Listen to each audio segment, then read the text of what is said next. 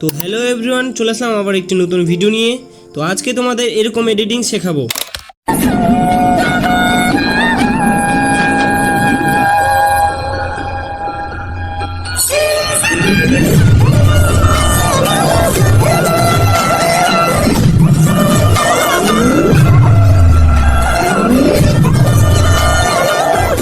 তো এই এডিটিংটা তোমরা খুব সহজে তৈরি করতে পারবে এবং এক ক্লিকই তৈরি করতে পারবে, কারণ এই এডিটিংয়ের আমি এক্সএমএল অলরেডি বানিয়ে রেখেছি।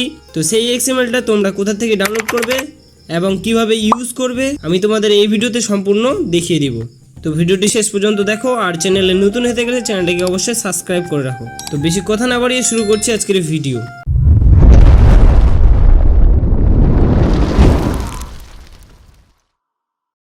তো সবার প্রথমে তোমরা চলে যাবে আমার টেলিগ্রামে, আর টেলিগ্রাম লিঙ্ক আমার প্রোফাইল বায়োতে অলরেডি দেওয়া আছে। তো টেলিগ্রাম থেকে এক্সএমএলটা ডাউনলোড করে নেবে। ডাউনলোড করার পর তোমরা চলে আসবে অ্যালাইড মোশনে।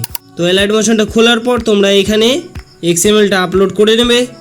তো আমি আগে করে রেখেছি, এখানে দেখতে পাচ্ছ টোটাল এডিট 2.0 নম্বর 9 এক্সএমএল।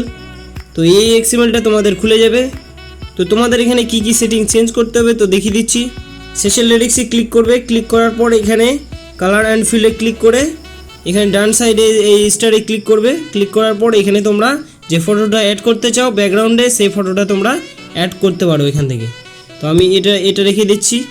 তো এইভাবেই তোমরা ব্যাকগ্রাউন্ডটা চেঞ্জ করে নেবে।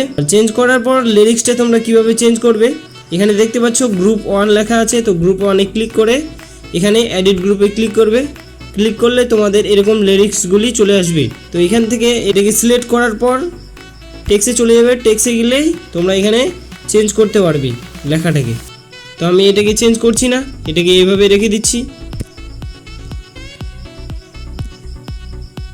তারপর তোমরা পরের যে ফটোগুলি রয়েছে, পরের যে ফটোগুলি এরকম চেঞ্জ হচ্ছে, এই ফটোগুলি তোমরা কিভাবে চেঞ্জ করবে একটা দেখিয়ে দিচ্ছি।